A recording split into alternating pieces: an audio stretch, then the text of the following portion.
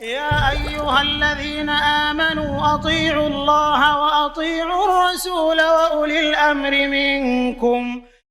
Assalamualaikum warahmatullahi wabarakatuh. Innal hamdalillah nahmaduhu wa nasta'inuhu wa nastaghfiruh wa na'udzu billahi ta'ala min shururi anfusina wa min sayyiati a'malina. Man yahdihillahu fala mudilla lahu wa man yudlil fala hadiyalah. Wa asyhadu an la ilaha illallah wahdahu la syarika lah. Wa asyhadu anna Muhammadan abduhu wa rasuluh. Ya ayyuhalladzina amanu taqullaha haqqa tuqatih wa la tamutunna illa wa antum muslimun. Ya ayyuhan nasu taqu rabbakumul ladzi khalaqakum min nafsin wahidah wa khalaqa minha zawjaha wa batha minhuma rijalan katsiran wa nisaa'a wattaqullaha alladzi tasaaluna bihi wal arham innallaha kana 'alaikum raqiba. Ya ayyuhalladzina amanu taqullaha wa qulu qawlan sadida yuslih lakum a'malakum wa yaghfir lakum dhunubakum wa may yuti'illaha wa rasulahu faqad faza fawzan 'azima. Amma ba'd.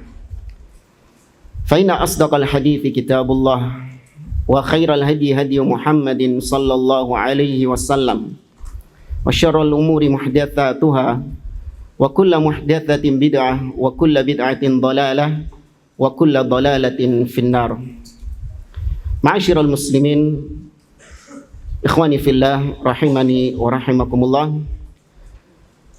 Alhamdulillah, segala puji bagi Allah Subhanahu wa taala yang mempertemukan kita kembali dalam kajian kitab Al-Ajwibatul Mufidah an As'ilatil Manahijil Jadidah li Fadilati Syekh Shalih ibn Fauzan Al-Fauzan hafizahullahu taala. Fa ikmalan lima taqaddam, menyambung kembali apa yang kita bahas pada pertemuan yang terakhir, yaitu tentang jama'atut tabligh, yang mana kemarin belum terselesaikan ucapan atau jawaban dari Syekh Shalih Fauzan hafizahullahu taala. Ya, di halaman 34. Kata beliau, alhamdulillah Allahu aghnana an ittiba'i fulan wa alan. Segala puji bagi Allah Subhanahu wa taala.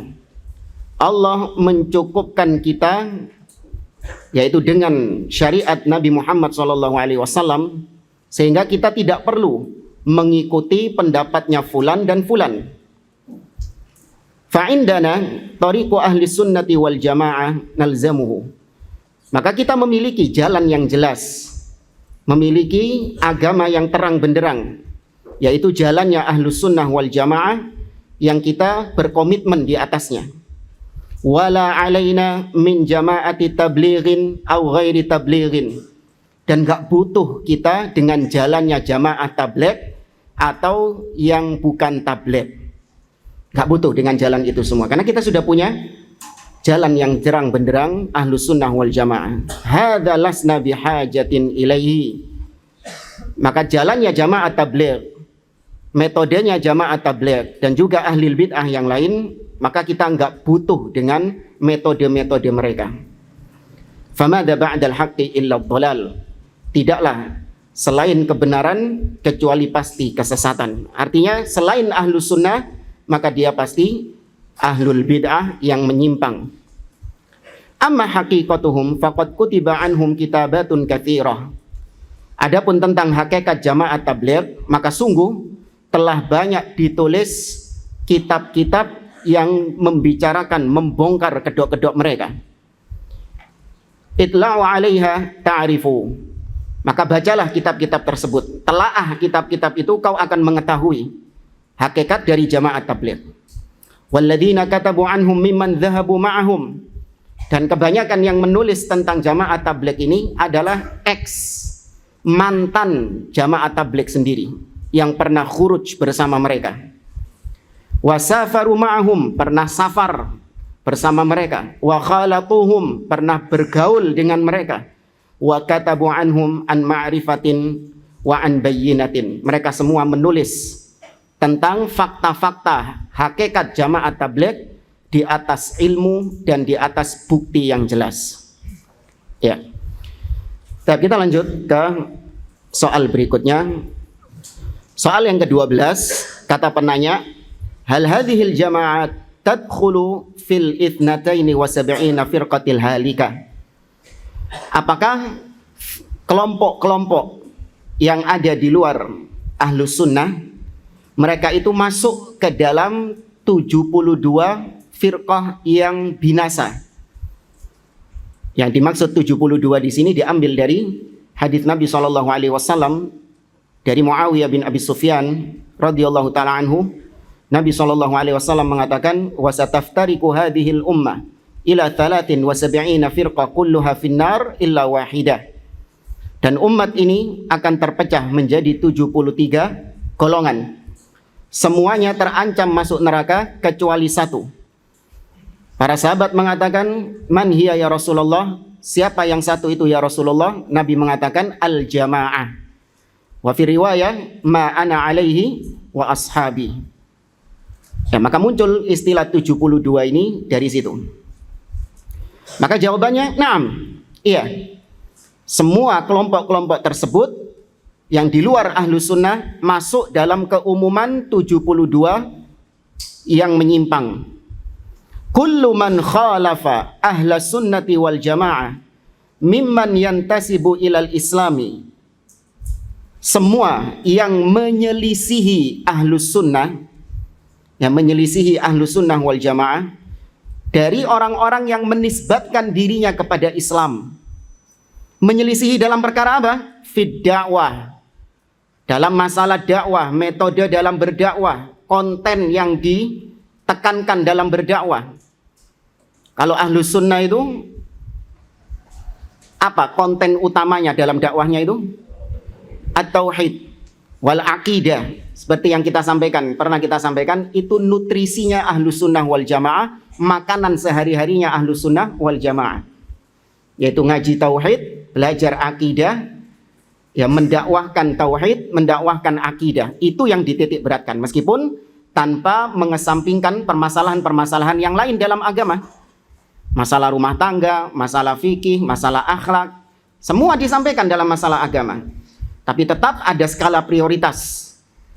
Nah, barang siapa yang menyelisihi Ahlus Sunnah dalam masalah dakwah ini, yaitu dengan dia mengesampingkan dakwah tauhid. Sebagaimana kelakuan orang-orang Harokah, belum saatnya kita berbicara tentang tauhid, mengingkari kesyirikan. Belum saatnya kita berbicara tentang sunnah, berbicara tentang al-firaq, kelompok-kelompok yang menyimpang, membongkar kesesatan-kesesatan mereka. Belum saatnya. Sekarang ini perlu kita untuk menyatukan kaum muslimin. Ya, perlu untuk menyatukan umat. Segala hal yang bisa membuat umat terpecah belah, itu disingkirkan dulu lah. Ya, fokus utamanya adalah umat bersatu supaya umat bisa meraih kejayaan, bisa meraih kemenangan. Apa yang dimaksud kejayaan dan kemenangan di sini? Pemilu. Itu yang dimaksud. Ya, nanti tahun-tahun itulah muncul orang-orang kayak gini, biasanya gitu. Ya, mengajak kepada persatuan supaya nanti bisa menguasai parlemen, bisa menguasai negeri ini dan seterusnya. Kemana dakwah tauhidnya? Engkau disik. Nanti dulu dakwah tauhid ini. Belum saatnya dakwah tauhid ini. Naudzubillah. Maka ini menyelisihi Ahlus Sunnah. Kemudian aufil akidah, menyelisihi Ahlus Sunnah dalam perkara akidah. Yakni usul akidah, pokok-pokok akidah yang disepakati. Seperti tentang di mana Allah, tentang nama-nama dan sifat-sifat Allah Subhanahu wa taala. Kemudian tentang syafaat, tentang adab kubur. Ya, dan kebanyakan kitab pembahasan-pembahasan masalah usul akidah itu dipaparkan oleh para ulama dalam kitab-kitab akidah mereka, seperti Ushulus Sunnah Imam Ahmad. Di situ hanya disebutkan poin-poin akidah yang menjadi ciri khas Ahlus Sunnah, yang membedakan dengan Ahlul Bid'ah, sikap terhadap penguasa, tentang syafaat Nabi SAW, ya, dan seterusnya. Ya, maka barang siapa yang menyelisihi pokok-pokok akidah ini, maka dia termasuk 72 ini. Ini hukum secara umum ya. Ya, ini vonis secara umum. Di sana ada furu'ul akidah, ada cabang dari akidah. Yang barang siapa menyelisihi dalam masalah ini, la yudhallal wa la yubadda', dia tidak disesatkan dan tidak dikatakan sebagai ahli bid'ah. Ada yang bisa ngasih tahu contohnya apa? Jadi salah ya kalau mengatakan usul itu hanya sebatas akidah saja. Sedangkan furu' itu masalah fikih. Ini ucapannya mutakallimun. Hasrul aqaid atau hasrul usul fi mas'alatil aqaid. Membatasi masalah usul itu hanya akidah saja. Sedangkan yang furu' itu masalah fikih. Ini keliru. Ini kekeliruan, karena ini ucapannya orang-orang mutakallimun. Terkadang ada masalah usul, perkara usul, tapi dia fikih. Dan sebaliknya, ada perkara akidah, tapi dia masuk furu', cabang. Apa contohnya? Naam, tentang awalul makhluk yang lebih dulu diciptakan oleh Allah, bukan yang pertama kali diciptakan oleh Allah. Awas, kita nggak tahu siapa yang pertama kali diciptakan oleh Allah dari makhluk-makhluknya, nggak tahu. Cuman para ulama khilaf siapa yang lebih dulu Allah ciptakan, Arsh atau Al-Qalam. Maka ini masuk furu', padahal dia akidah. Apalagi? Jangan ustadz.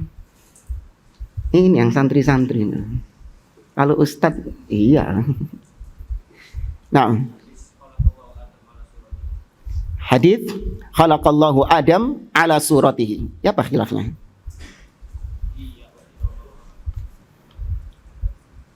Suratihi, domirhu ya'ud ilallah atau ilah Adam. Ya mungkin cuman nggak masyhur ya. Ya ada perbedaan seperti itu. Yang masyhur seperti misalnya fima yuzan yaumal qiyamah. Apa yang ditimbang pada hari kiamat? Khilaf para ulama. Apakah yang ditimbang adalah al-amal, amalannya, atau as-suhuf, catatan amalnya, atau yang ditimbang adalah al-amil, orangnya. Ya. Ini khilaf dalam masalah furu' akidah. Kemudian tentang nuzul, turunnya Allah, hal yakhlul arsh am la yakhlu. Ketika Allah turun ke langit dunia, kapan? Salah satunya sepertiga malam terakhir. Apakah arsh kosong ataukah tidak? Ya, ada 3 pendapat dari para ulama. Arsh kosong. Yang kedua, Allah tetap di atas arsh meskipun dia turun. Dan yang ketiga, tawakuf. Ya, tidak berpendapat. Ya, maka yang sahih, yang lebih kuat adalah Allah tetap di atas arsy. Dan banyak khilaf di antara para ulama tentang masalah akidah. Usul yang fikih. Kebalik. Masalah fikih tapi dia usul. Kawujubis kawujubis shalah. Tentang wajibnya sholat 5 waktu. Tentang wajibnya zakat. Bal huwa ruknun min arkanil Islam. Bahkan itu termasuk di antara rukun-rukun Islam. Ya, jadi sekali lagi jangan salah ketika membedakan usul dan furu'. Pembagian usul dan furu' sebenarnya nggak ada masalah. Cuman yang jadi masalah tadi, kalau usul hanya dibatasi pada masalah akidah dan furu' hanya dibatasi pada masalah fikih. Ini yang keliru. Nah, maka barang siapa yang menyelisih ahlus sunnah dalam masalah akidah, yang usul, akidah-akidah yang pokok, dari mana kita tahu? Ya dari kitab-kitab para ulama. Dari situ kita tahu mana akidah yang menjadi ciri khas ahlus sunnah dan mana akidah yang menjadi ciri khasnya ahlul bid'ah. Au fi syai'in min usulil iman, atau menyelisihi ahlus sunnah dari perkara-perkara yang termasuk usulul iman, pokok-pokok dasar keimanan. Maka barang siapa yang menyelisihinya, fa innahu yadkhulu fil ithnataini wa sab'ina firqah. Maka dia masuk ke dalam 72 kelompok yang terancam dengan neraka. Ini hukum secara apa? Umum. Ya, adapun individu-individunya nggak boleh antum vonis langsung, wah ini dia fix masuk neraka. Kenapa? Karena dia menyelisihi Ahlus Sunnah. Enggak. Ini ancaman min babil wa'id. Makanya di sini beliau jelaskan wa yashmaluhul wa'id. Dia termasuk dalam cakupan ancaman hadis itu. Dia terancam dengan siksa neraka. Wa yakunu lahu minadz-dzam wal uqubati biqadari mukhalafatihi. Dan dia layak untuk mendapatkan celaan, layak untuk mendapatkan hukuman sesuai dengan kadar penyimpangannya. Tentu berbeda penyimpangannya Syiah Rafidhah dengan penyimpangannya Asy'ariyah. Berbeda penyimpangannya Khawarij dengan penyimpangannya apalagi misalnya ya Mu'tazilah, kurang lebih Khawarij Mu'tazilah kurang lebih lah. Tapi intinya dalam suatu masalah ada yang lebih parah daripada kelompok yang lain. Ya tergantung sejauh mana dia menyimpang dari Ahlus Sunnah. Seperti dalam masalah asma wa sifat. Ayyuhuma asyad, al-Jahmiyah atau al-Amil Asy'ariyah? Mana yang lebih parah? Kesesatannya Jahmiyah atau Asy'ariyah dalam asma wa sifat? Al-Jahmiyah. Padahal dua-duanya dikatakan keluar dari Ahlus Sunnah wal Jamaah. Soal yang ke-13. Qala as-sa'il hal man tasamma bis-salafi yu'tabaru mutahazziban. Apakah orang yang menggelari dengan salafi, menggelari dirinya dengan salafi, apakah itu termasuk bentuk hizbiyah, berkelompok, bergolongan? Ketika kita mengatakan bahwa ana salafi, aku adalah seorang salafi, Fulan bin Fulan as-salafi, ya Fulan bin Fulan as-salafi, apakah ini termasuk bentuk hizbiyah, yakni mengkelompok-kelompokkan, menggolong-golongkan kaum muslimin? Karena ada syubhat bagi sebagian orang, nggak perlu namanya salafi, ya kemudian ikhwani atau sururi, nggak perlu. Yang penting itu kita ini semua itu muslim. Ya, yang penting kita semua adalah muslim. Millata abikum Ibrahim huwa sammakum wa sammakumul muslimina min qabl. Dialah yang menamai dialah Allah yang memberikan nama kepada kalian al-muslimin. Ya, kita ini muslim, nggak perlu ada istilah salafi, ya istilah dan gelar-gelar yang lain, nggak perlu. Ada syubhat bagi sebagian orang. Sehingga ketika ada orang yang mengatakan bahwa ana salafi atau huwa salafi atau fulan bin fulan as-salafi, ini dianggap sebagai bentuk hizbiyah, mengkelompok-kelompokkan, mengkotak-kotakkan umat Islam. Maka dijawab sama Syekh hafizahullah, at-tasammi bis salafiyah idza kana haqiqatan la ba'sa bihi.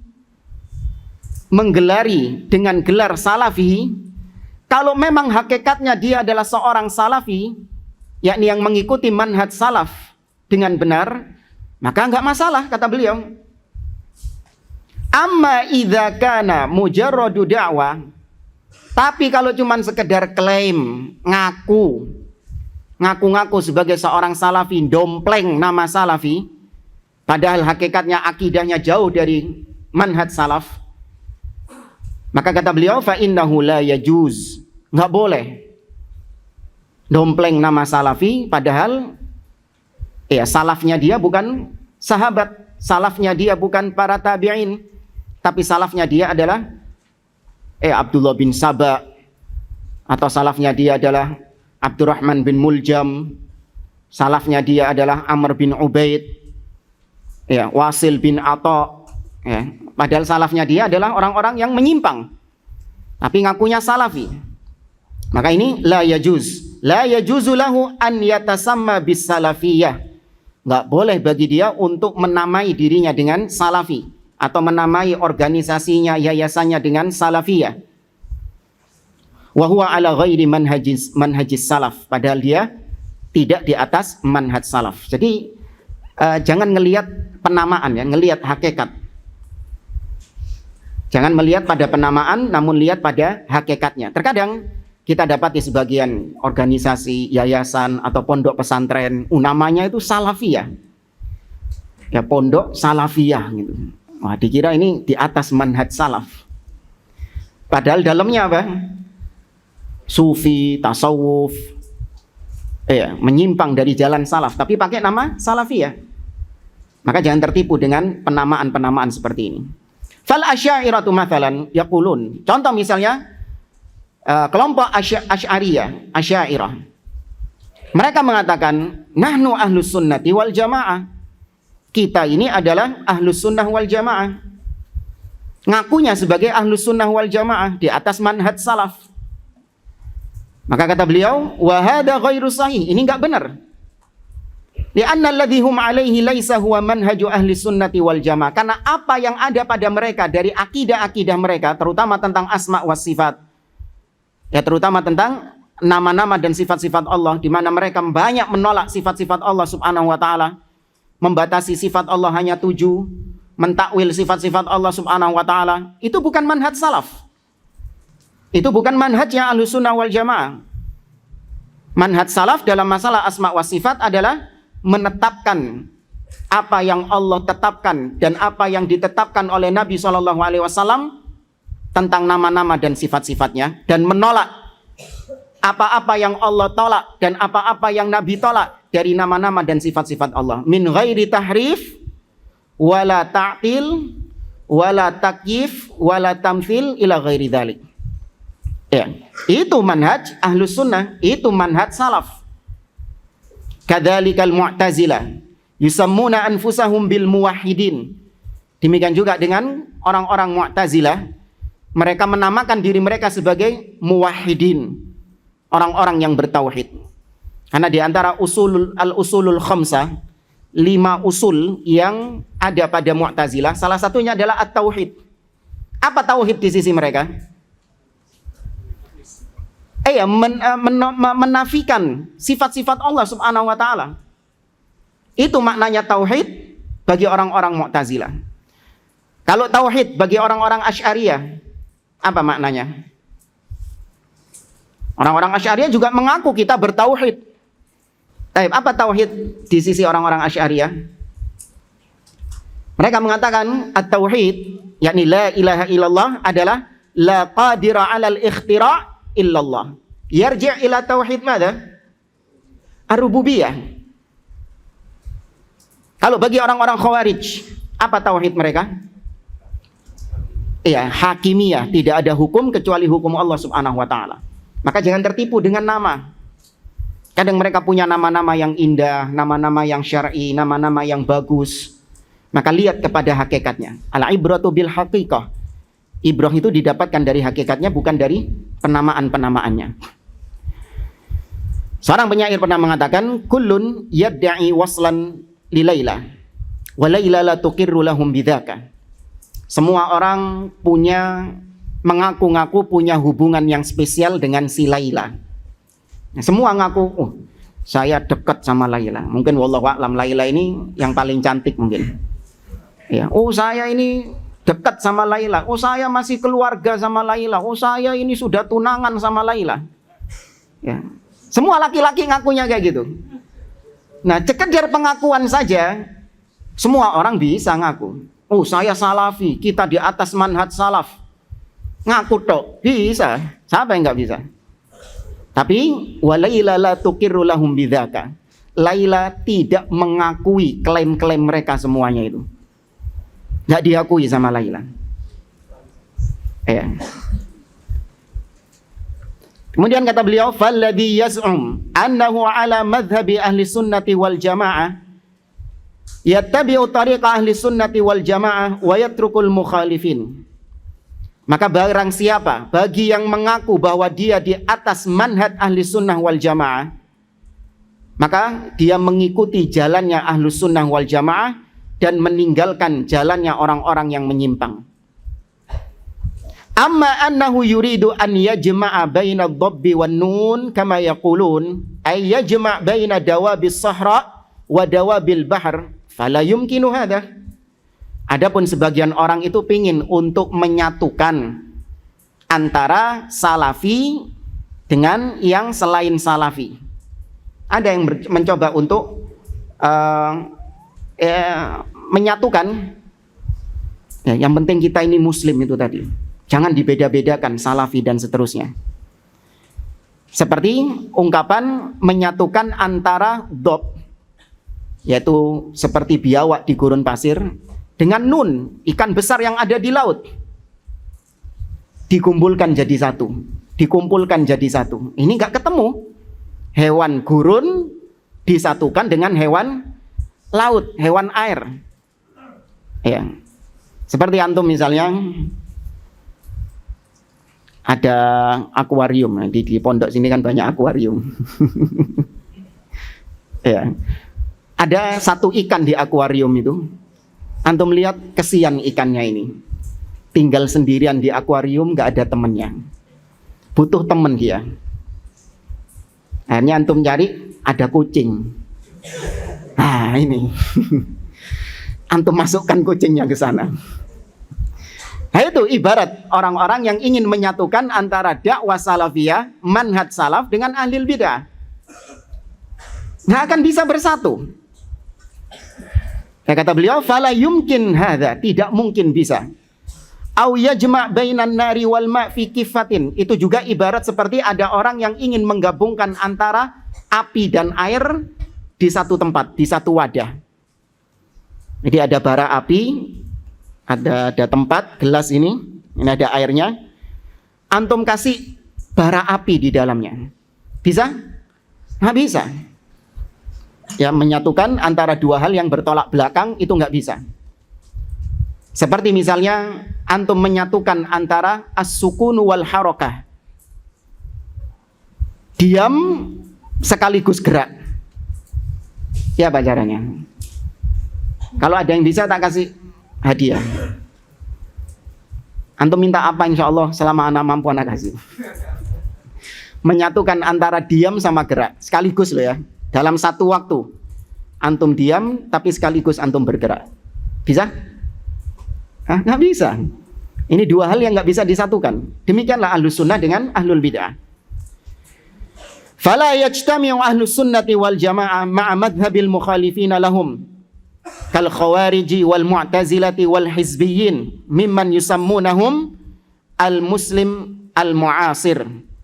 Maka tidak akan mungkin ahlus sunnah itu bersatu dengan orang-orang yang menyelisihi mereka seperti khawarij, mu'tazilah ya, atau hizbiyah, harakiyah dan seterusnya dari ahli bid'ah, di mana mereka ini menamakan diri mereka sebagai al-muslimu al-mu'asir, muslim now, ya, muslim di zaman sekarang.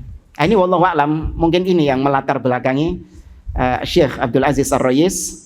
Beliau punya mauqi', punya situs resmi, diberi nama Al-Islamul Atiq. Apa artinya? Islam ancient, yaitu Islam yang lawas. Paham ya?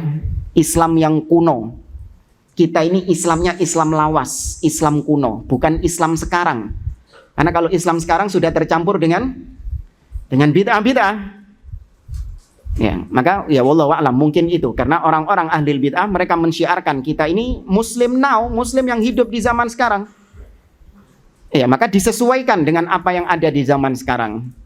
Kebutuhan dakwah sekarang sudah berbeda dengan dakwah di zaman dahulu. Maka nggak perlu lagi prioritas kepada tauhid.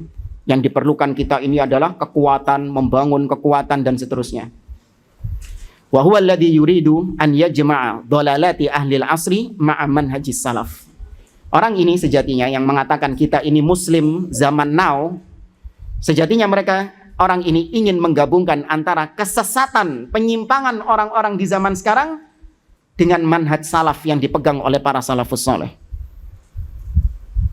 Fala yuslihu akhiru hadhil umma ila ma aslaha awwalaha. Maka tidak akan mungkin akhir generasi umat ini itu bisa baik kecuali yang memperbaiki adalah apa-apa yang dulu umat awal itu menjadi baik. Baik.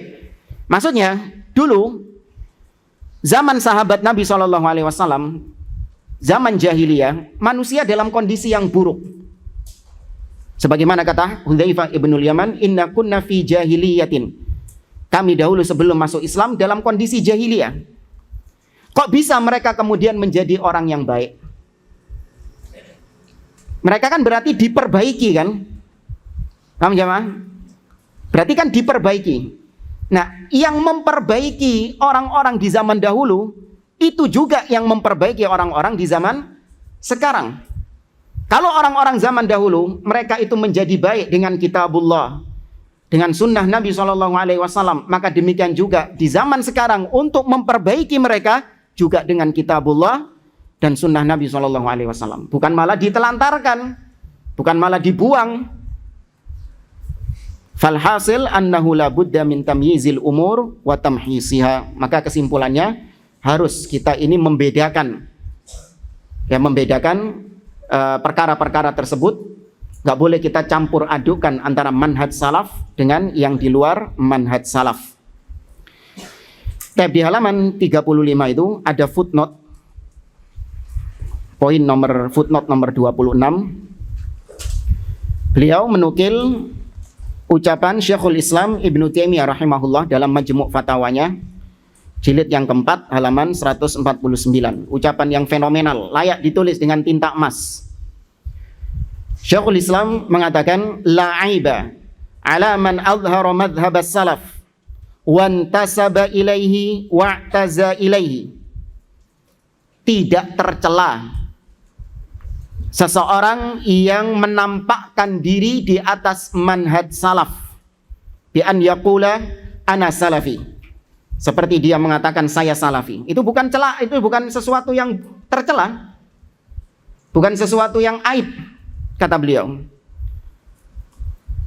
Wa'taza ilaihi, dan bahkan bangga bisa bermanhaj salaf, membanggakan diri di atas manhaj salaf. Jangan minder. Ada sebagian orang yang sudah diberi hidayah di atas sunnah, hidayah di atas manhaj salaf, itu malah minder, nggak bangga dengan manhaj salaf yang dia miliki. Ketika berbaur dengan ahlil bid'ah, dia berusaha untuk menjadi seperti ahlil bid'ah itu. Nggak mau menampakkan dirinya sebagai seorang salafi. Enggak. Kenapa? Nanti takut saya dibully, dituduh wahabi, dituduh radikal, dituduh teroris, dan seterusnya. Maka saya berusaha untuk mengikuti mereka. Nggak boleh. Bangga, nggak ada masalah. Tampakkan bahwasanya Anda ini adalah seorang salafi. Tapi ya bukan berarti nanti bikin kaos tulisannya saya salafi. Nggak juga. Iya.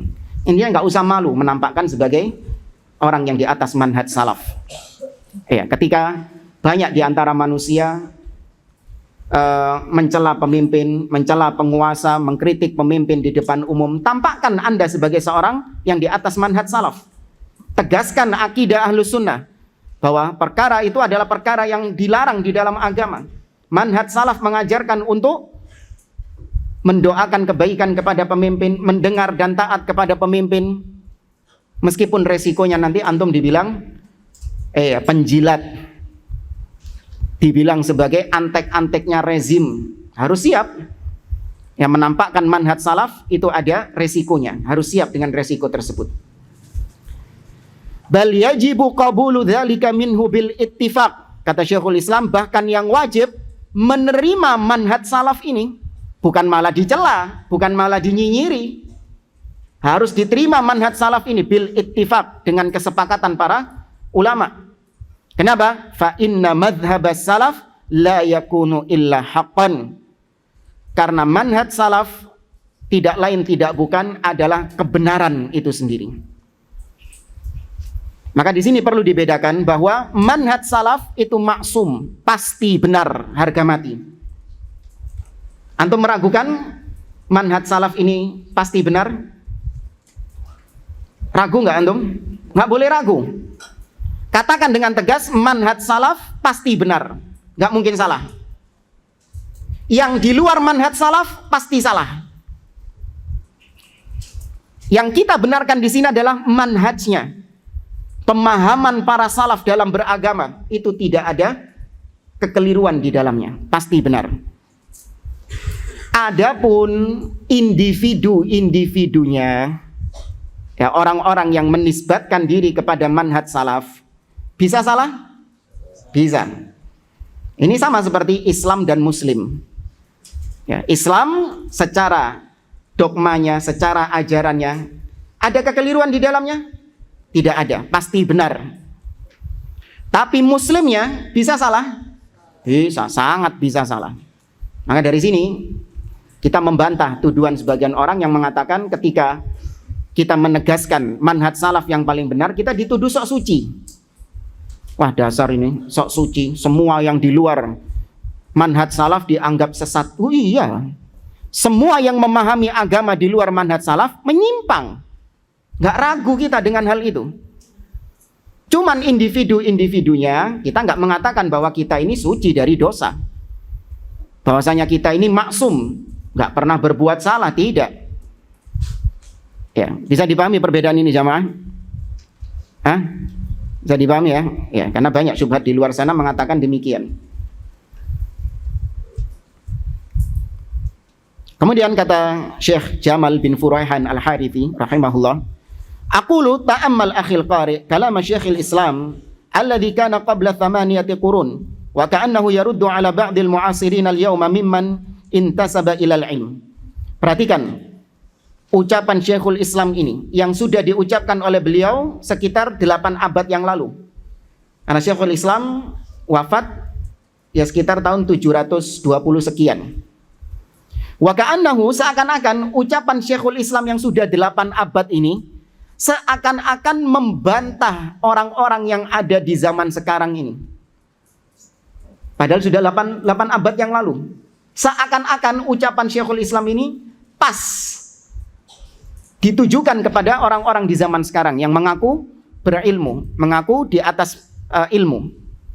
Di mana mereka mengatakan, sebagian mereka mengatakan, man aujaba ala ahadin nas aujabahu wujuban an yakuna ikhwaniyan au salafiyan au tablighiyan au sururiyan fa innahu yustatab fa in taba wa illa qutil. Ya, ada seorang dai, nanti disebutkan namanya. Ada seorang dai yang mengatakan, barang siapa yang mewajibkan kepada manusia dengan kewajiban yang fardu ain, istilahnya, harus setiap orang seperti itu, yaitu dia mewajibkan untuk menjadi seorang ikhwani, wajib menjadi ikhwanul muslimin, wajib menjadi salafi, wajib menjadi jamaah tabligh, wajib menjadi sururi atau yang selainnya. Barang siapa yang mewajibkan seorang muslim untuk menjadi item-item tadi, ya, menjadi kelompok-kelompok tadi, maka kata dia, orang seperti ini harus dimintai tobat. Kalau dia tobat, selesai. Tapi kalau tidak mau bertobat, dibunuh. Ya. Yang jadi masalah di sini, dia memasukkan salafiyan. Barang siapa yang mewajibkan seseorang untuk menjadi salafi, maka berarti dia harus dimintai tobat. Kalau dia tobat, selesai. Kalau enggak, dibunuh. Nah, ini saya barusan mewajibkan kepada antum untuk jadi salafi. Wajib enggak jadi salafi? Wajib, fardu ain. Harus seorang muslim itu menjadi salafi, yaitu berpemahaman salaf, beragama di atas pemahaman salaf. Wajib hukumnya. Nah, saya ini ketika mewajibkan itu kepada antum, maka kata orang ini, saya harus dimintai tobat. Kalau saya nggak mau tobat, dibunuh sama dia. Bukan sama dia sih, sama pengadilan. Tapi tahukah antum siapa orang ini? Tapi kita lanjutkan di sini. Qalaha fi syariti mutadawil baina syababi bi unwan firra minal hizbiyah firaraka minal asad. Oh, bagus ini judulnya. Ini diucapkan oleh si dai ini, ya, dalam sebuah kaset yang ya diberi judul Firra minal hizbiyah firaraka minal asad. Larilah engkau dari hizbiyah sebagaimana engkau lari dari kejaran singa.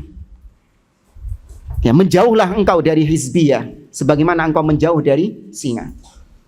Bagus ya kalimatnya ya. Iya. Tapi ternyata isinya kesesatan itu. Malah disuruh lari dari salafi juga. Dianggapnya istilah salafi itu juga masuk bagian dari hizbiyah. Kata Syekh, ba'dal intihai min hadzal kitab wasalatni awraqu fiha ba'dul muraja'ati min aidil qarni an ba'di akhtaihi. Kata Syekh Jamal bin Furaihan Al-Harithi, setelah aku selesai mengumpulkan kitab ini kan ini kitab Al-Ajwibatul Mufidah, isinya kumpulan fatwa Syekh Shalih Fauzan, dikumpulkan kemudian diberi ta'liq, diberi komentar sama beliau Syekh Jamal bin Furaihan Al-Harithi. Nggak lama kemudian setelah sudah dikumpulkan datang ya catatan-catatan, yakni seorang yang bernama Aid Al-Qarni. Pernah tahu Aid Al-Qarni? Apa nama kitabnya yang paling terkenal? La Tahzan. Bestseller di sini. Ya, bestseller, bahkan dicetak sama sebagian penerbit-penerbit yang katanya salafi, penerbit-penerbit yang katanya ahlus sunnah. Ya, dia seorang dai Saudi. Ini menunjukkan bahwa nggak semua yang dari Saudi itu apa? Ahlus sunnah. Banyak ahlul bid'ah bercokol di sana juga. Aid Al-Qarni, kemudian Muhammad Al-Arifi, ya, kemudian juga Salman Al-Auda, Nasir Al-Umar, Abdul Aziz At-Tarifi, ya, dan selainnya. Banyak di antara gembong-gembong kesesatan yang bercokol di sana. Nah, salah satunya Aid Al-Qarni ini. Telah sampai kepadaku beberapa klarifikasi dari Aid Al-Qarni tentang sebagian kesalahan-kesalahannya. Jadi dia bikin statement kemudian klarifikasi. Bahkan di sini disebutkan klarifikasinya dia diberi penomoran sampai ar-rabi'atu asyarah, sampai nomor 14. Jadi kekeliruannya itu diklarifikasi semua sama dia sampai nomor 14 itu. Nah, ini kebiasaan ahli bidah. Berucap dahulu baru kemudian nyari ilmunya.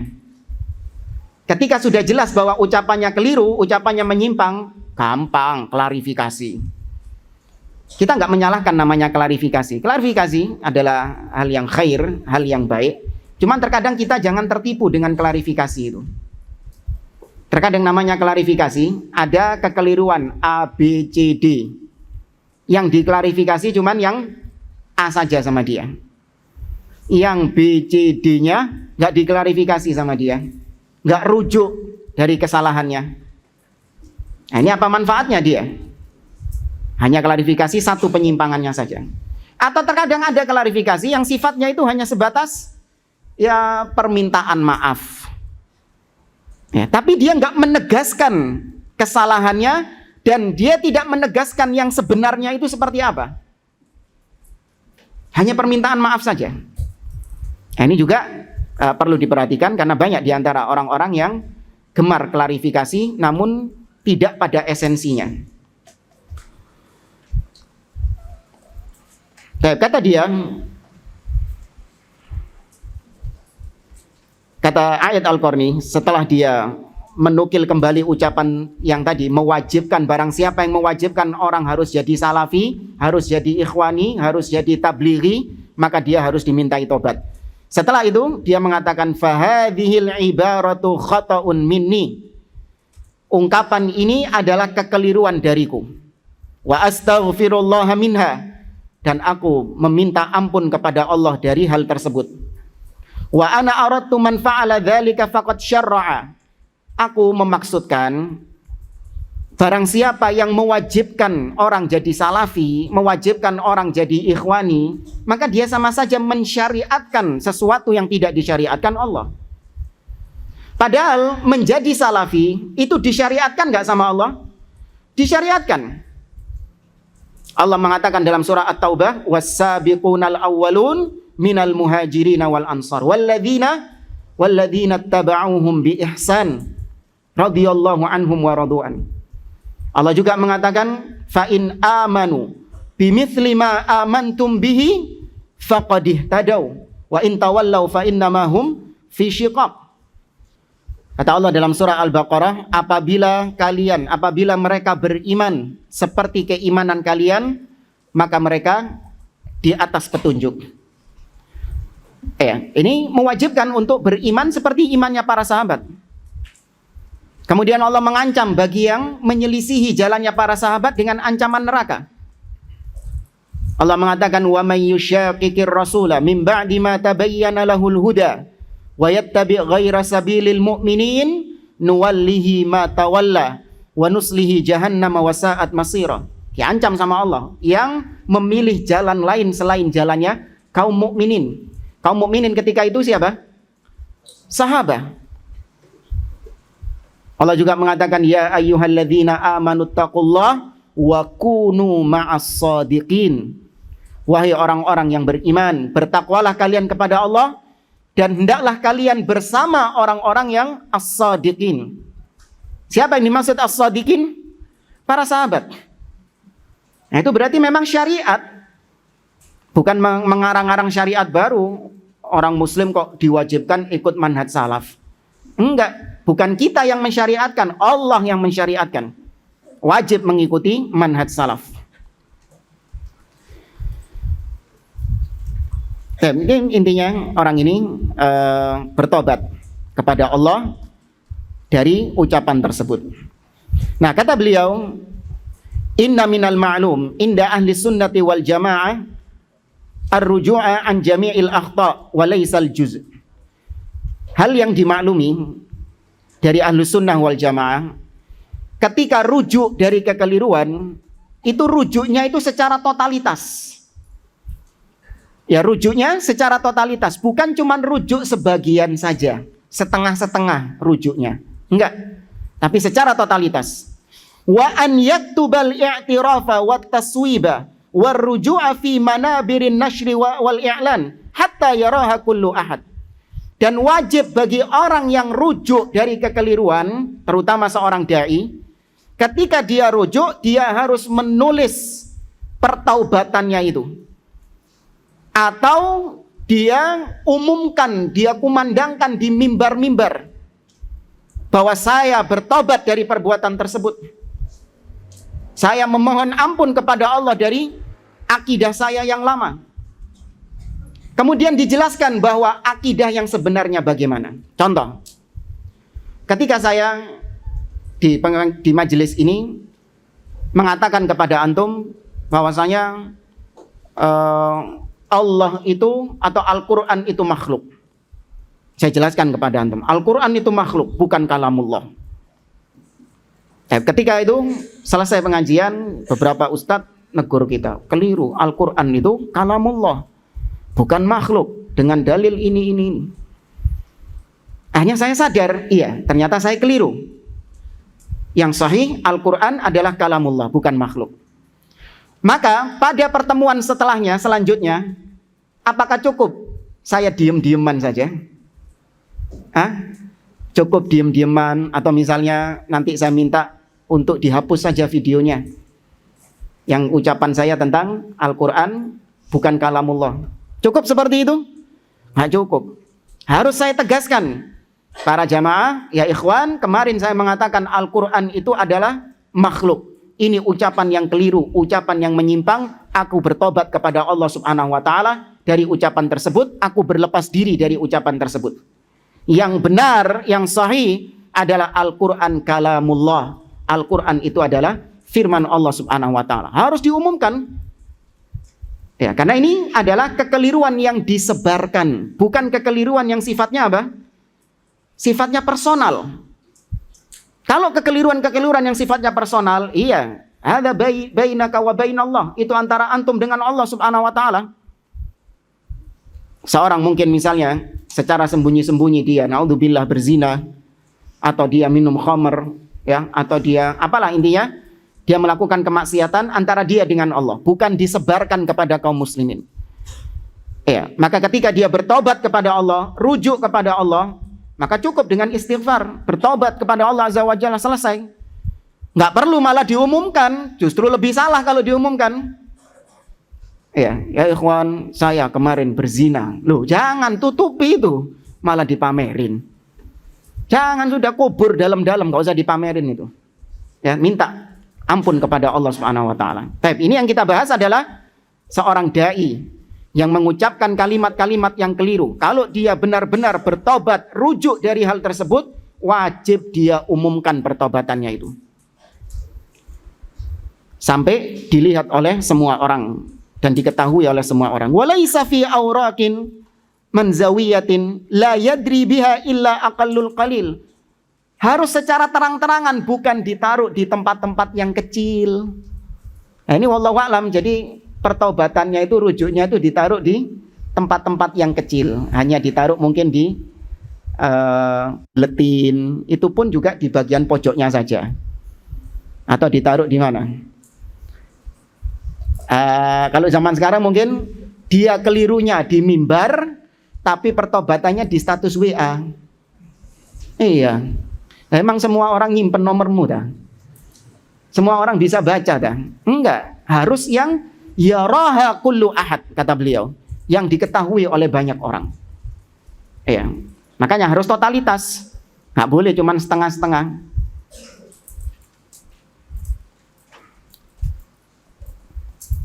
Ternyata di sini kata beliau banyak penyimpangan-penyimpangan lain dari A'id Al-Qarni. Terus jangan dikira, oh dia kan sudah rujuk Ustadz, masa nggak dianggap rujuknya? Iya, yang itu mungkin sudah rujuk, tapi ternyata banyak penyimpangan-penyimpangan yang lain seperti di sini. Nggak kita baca semuanya, yaitu dia ingin untuk menghidupkan peringatan hijrahnya Nabi SAW.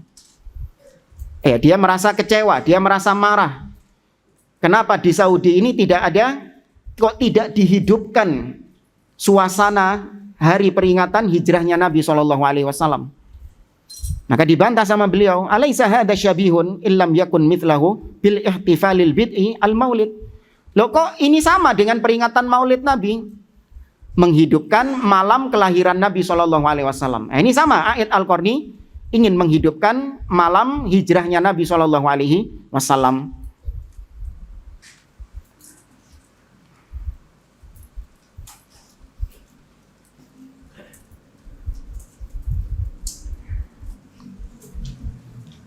Baik jamaah, saya kira itu yang bisa kita sampaikan.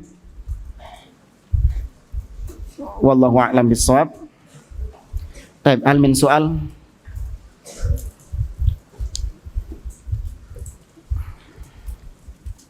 Baik, ini soal yang ditanyakan kemarin. Tersebar foto antum dengan seorang Yahudi. Apakah itu benar Ustadz? Ana ingin tabayun. Baik. Sebelum menjawab ini, Ana ingin cerita dulu. Ya mungkin ini agak panjang ceritanya, cuman kita ringkas. Sekitar tahun 2014, ya 2015 atau kurang dari itu, kita memiliki semangat dalam membela agama. Yaitu kita lebih fokus untuk membantah orang-orang di luar Islam daripada membantah orang-orang yang ada di dalam tubuh kaum muslimin. Artinya kita lebih fokus untuk memerangi Nasoro, memerangi Yahudi, yang mana mereka jelas-jelas musuh Islam.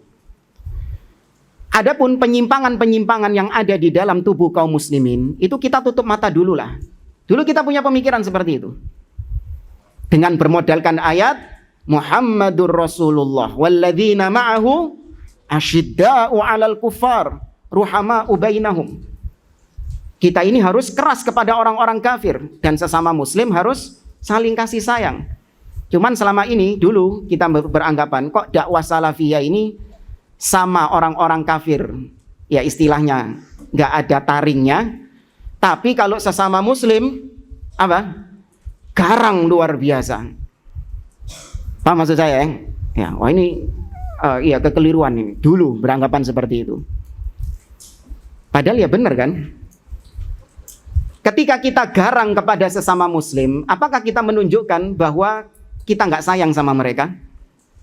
Kita lebih garang mengkritisi kaum muslimin daripada mengkritisi orang-orang kafir. Apakah itu menunjukkan bahwa kita sayang sama orang kafir dan benci kepada kaum muslimin? Tidak. Justru itu bentuk rahmat yang sesungguhnya. Kita lebih mengurusi dapur internal umat Islam daripada orang-orang yang di luar Islam. Saya kasih contoh sederhana. Dan pernah saya kasih kalau nggak salah. Antum punya anak. Ya, antum punya seorang anak. Anak antum ini ketika dia berbuat kekeliruan, berbuat kesalahan, antum lebih sering memarahi anak antum daripada anak tetangga.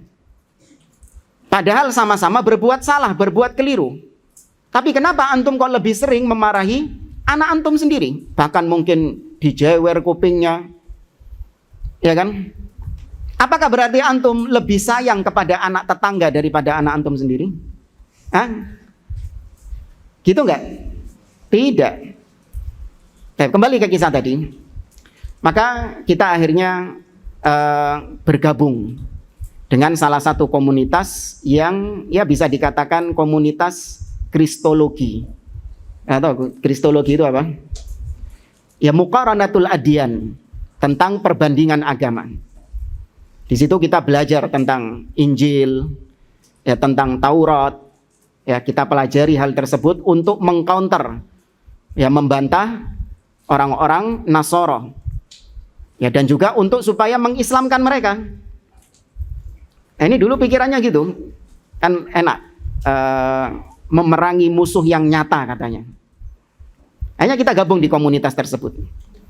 Nah, komunitas ini, kita nggak sebutin namanya. Komunitas ini itu dari berbagai macam lintas manhaj. Ada yang sufi, bahkan ada yang syiah jamaah. Iya, lintas manhaj semuanya. Ada yang kebanyakannya orang-orang harokah. Tapi kita semua di sana sepakat tidak membeda-bedakan antara yang pemikirannya ini, enggak. Kita semua sepakat kita memerangi orang-orang kafir, memerangi orang-orang Nasara. Baik. Tapi ternyata kenyataan yang ada berbeda dengan itu. Ketika kita dihadapkan dengan suatu permasalahan, maka manhaj salaf dibuang sama mereka. Seperti misalnya tentang akidah turunnya Nabi Isa alaihissalam. Ya, tentang akidah nuzul Nabi Isa alaihissalam. Kata mereka, kalau kita mengimani turunnya Nabi Isa alaihissalam, maka ini berarti angin segar bagi orang-orang Nasrani. Karena orang-orang Nasrani akan mengimani bahwasanya Yesus itu juga akan turun, juga akan kembali di akhir zaman. Iya, maka ini menjadi angin segar bagi mereka. Maka mereka memutuskan bahwa kita kalau berhadapan dengan mereka, kita mengatakan bahwa Nabi Isa nggak turun. Kita jelaskan bahwa yang sahih, bahkan itu termasuk usul, Nabi Isa turun di akhir zaman. Sebagaimana firman Allah, wa innahu la ilmun lis-sa'ah. Sesungguhnya Nabi Isa itu adalah tanda dari datangnya hari kiamat. Tapi ternyata enggak dipakai. Mulai gerah kita. Kemudian ketika membahas tentang nama-nama dan sifat-sifat Allah Subhanahu wa taala, mereka menyimpang dari manhaj salaf. Menolak sifat-sifat Allah.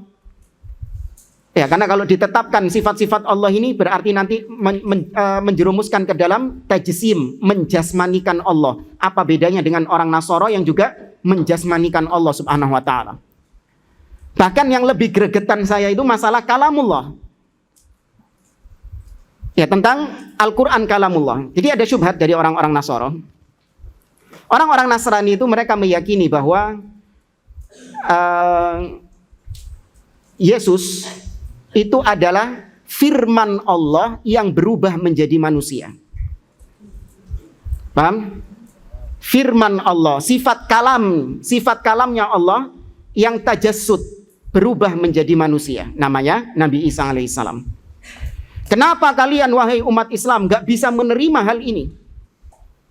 Sedangkan kalian mengimani bahwa kalamullah kalian berubah menjadi kitab namanya Al-Quran. Kalian mengimani bahwa Al-Quran itu kalamullah. Tapi kenapa kalian gak mau mengimani bahwa Yesus itu adalah kalamullah? Paham maksud syubhatnya? Ya.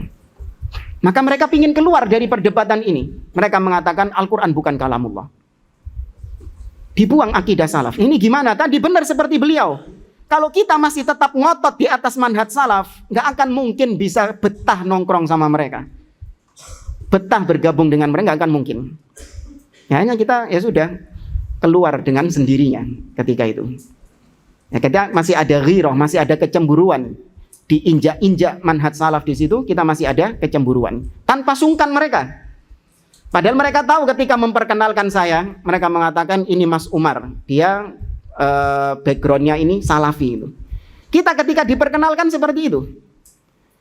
Tapi ketika mereka di atas kesesatannya membantai manhaj salaf tanpa ada sungkan-sungkannya. Padahal saya sih sungkan mau bantah Syiah ini, mau bantah yang Sufi ini masih ada sungkan-sungkan. Tapi ahlul bidah nggak ada sungkan-sungkannya kepada ahlul. Makanya antum nggak usah sungkan-sungkan sama ahlul bidah. Tegaskan akidah antum. Mereka nggak sungkan kepada ahlus sunnah. Nah, di antara hal yang saya lakukan untuk bisa menjadi seorang kristolog ini adalah saya harus menguasai kitab-kitab mereka. Dan kitab-kitab mereka itu ditulis dengan bahasa Ibrani. Ya, kitab-kitab mereka ditulis dengan bahasa Ibrani. Nah, karena berhubung saya punya modal bahasa Arab, maka mudah untuk belajar bahasa Ibrani. Karena bahasa Ibrani dengan bahasa Arab itu sama. Ya, bukan sama 100%, maksudnya dari rumpun yang sama. Kosakatanya banyak yang sama, mufradatnya banyak yang sama. Kalau misalnya dalam bahasa Arab kaki itu rijil. Kalau dalam bahasa Ibraninya regel. Kalau dalam bahasa Arab kepala itu roksun, dalam bahasa Ibrani rosh. Ya, rosh. Bahkan nama-nama hari misalnya Yaumul Itsnain, Yaumul Tsulatsa, Yaumul Arbi'a. Dalam bahasa Ibrani, Yom Sheni, Yom Shlishi, Yom Revi'i, Yom Khamishi, Yom Shishi, Yom Syabat. Bukan Jumat.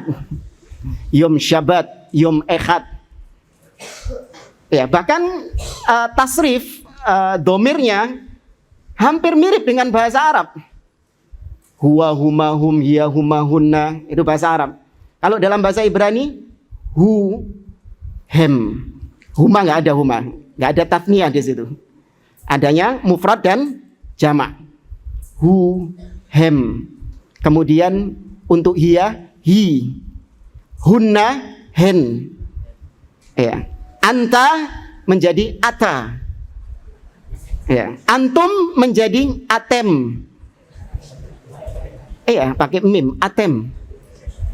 Anti menjadi at. Antunna jadi aten, pakai nun, aten. Ana jadi ani.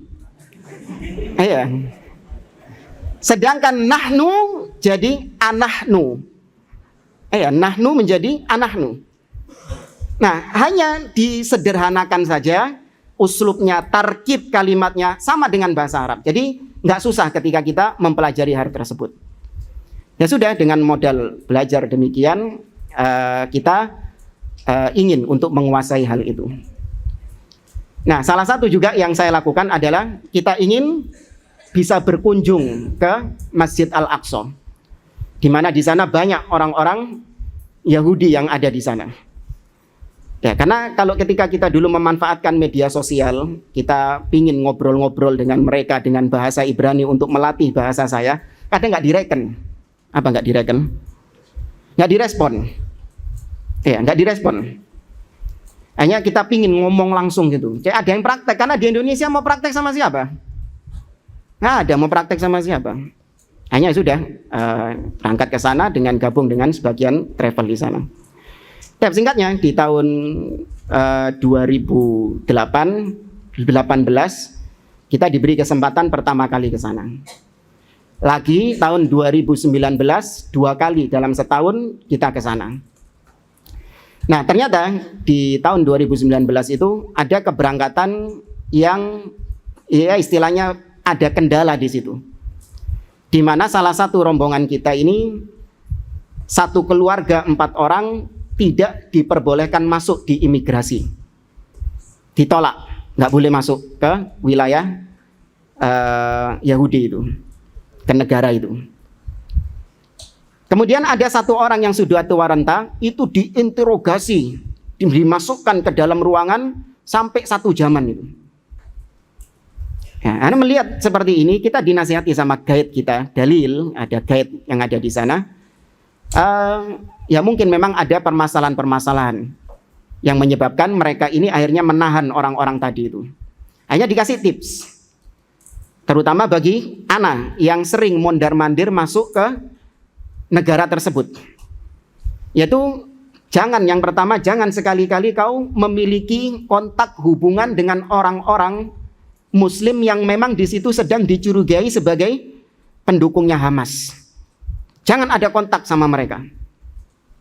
Ya, entah ngobrol atau jalan bareng di jalan-jalan sana, jangan. Nah, itu terjadi ya. Ada syekh, kalau nggak salah namanya Syekh Ali, bukan Ustadz Ali ya, bukan. Ada namanya Syekh Ali. Dia itu suka datang ke hotel-hotel untuk mengumpulkan donasi dengan mengatasnamakan Gaza, untuk donasi Gaza dan seterusnya. Dia ini mantan imam Masjidil Aqsa. Sudah dipecat. Ya, mantan imamnya Masjidil Aqsa. Nah, itu banyak orang-orang Indonesia kalau ketemu sama syekh seperti ini, oh, bangga, senang. Ya, akhirnya mereka jalan bareng ya ke masjid, dari hotel ke masjid itu jalan bareng ini orang-orang Indonesia ini. Anak ditahan sama guide-nya itu. Kau jangan ikut, biarkan mereka jauh jalan, kau tetap di sini. Kenapa? Dia mengatakan, in kunta tamshi ma'ahu fahadhihi ziyaratuka al-akhirah fi Filistin. Kalau kau berjalan sama dia, ini kunjungan terakhirmu di Palestina.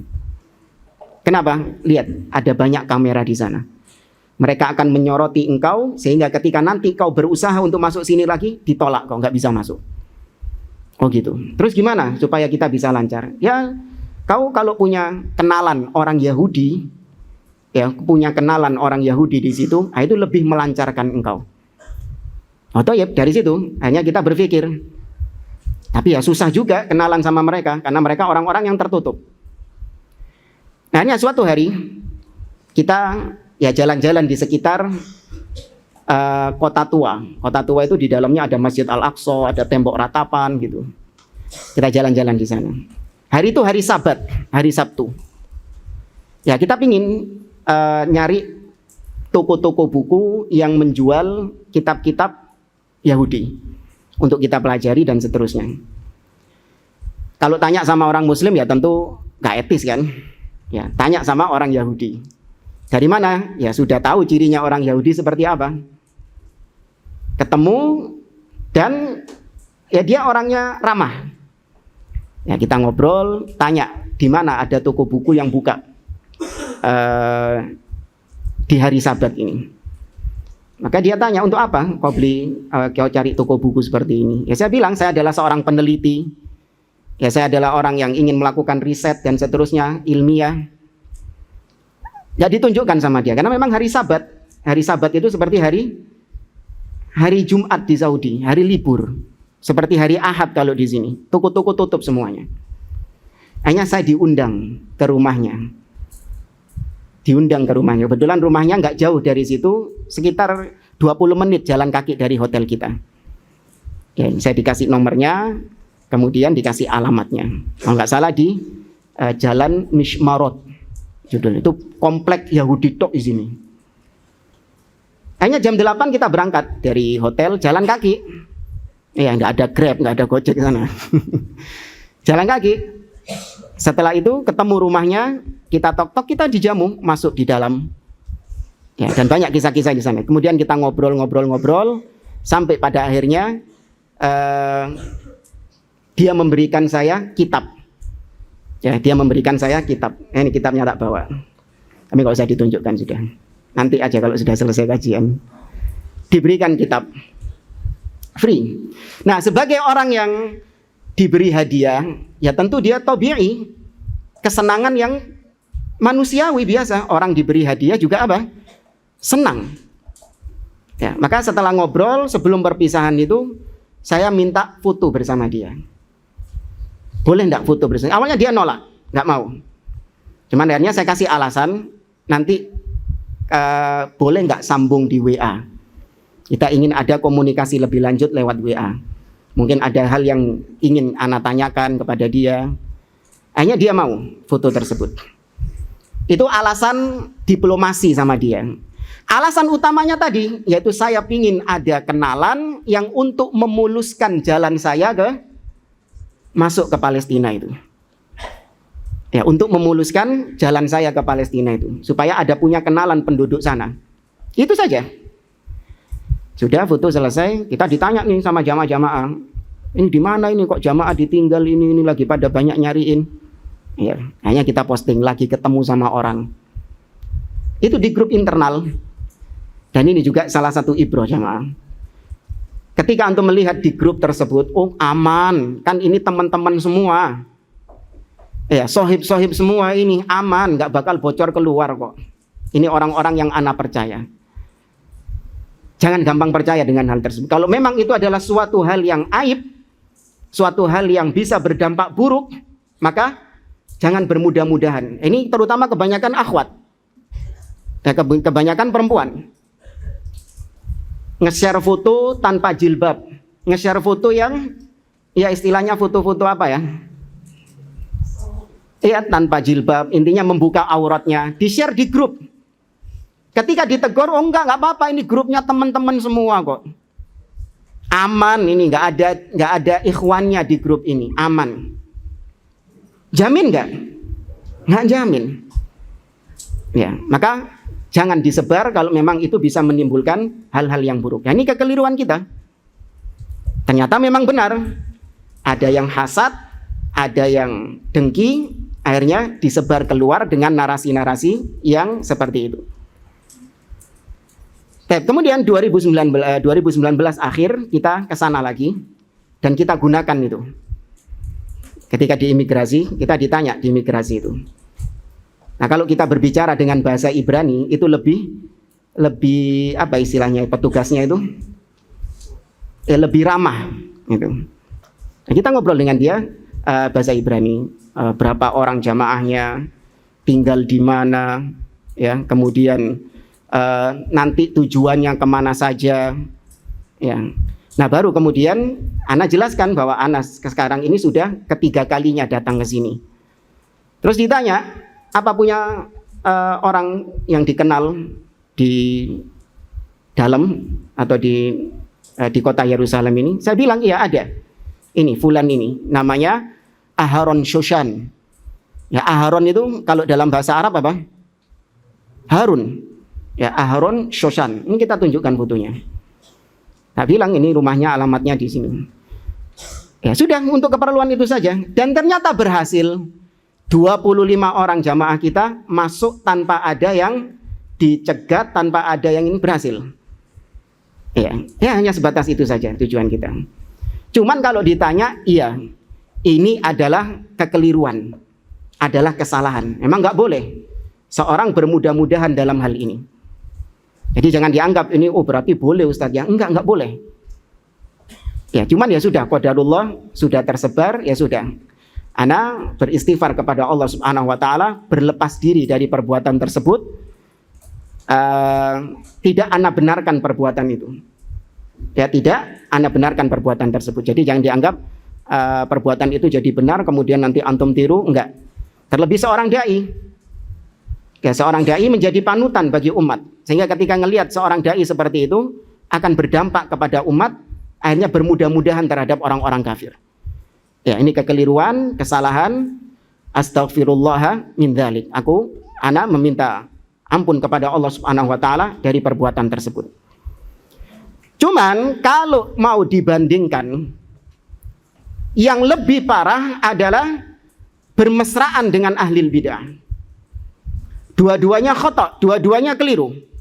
Bermesraan dengan orang kafir, kekeliruan. Bermesraan dengan ahli bid'ah, kekeliruan. Tapi ayyuhuma asyad? Dengan ahli bid'ah. Inilah yang diucapkan oleh Al-Fudail ibn Iyad, sebagaimana dinukil oleh Al-Imamul Barbahari rahimahullah dalam Syarhus Sunnah. Beliau mengatakan, akulu ma'a Yahudi wa Nasrani wala akulu ma'a sahibi bid'ah.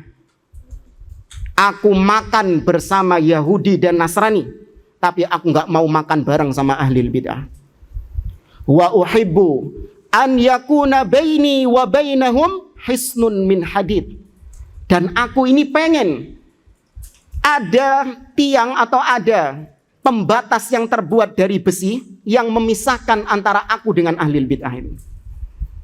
Ini bukan berarti terus beliau merekomendasikan untuk kita makan bareng, duduk bareng dengan orang kafir, enggak. Ini beliau hanya mengkomparasikan. Bermesraan dengan ahli bid'ah itu lebih parah. Kenapa kok lebih parah? Kenapa kok lebih parah? Karena ini orang jelas kekafirannya, sehingga tidak ada orang muslim yang mengikutinya. Iya kan? Tidak ada orang muslim yang mengikuti karena jelas kekafirannya.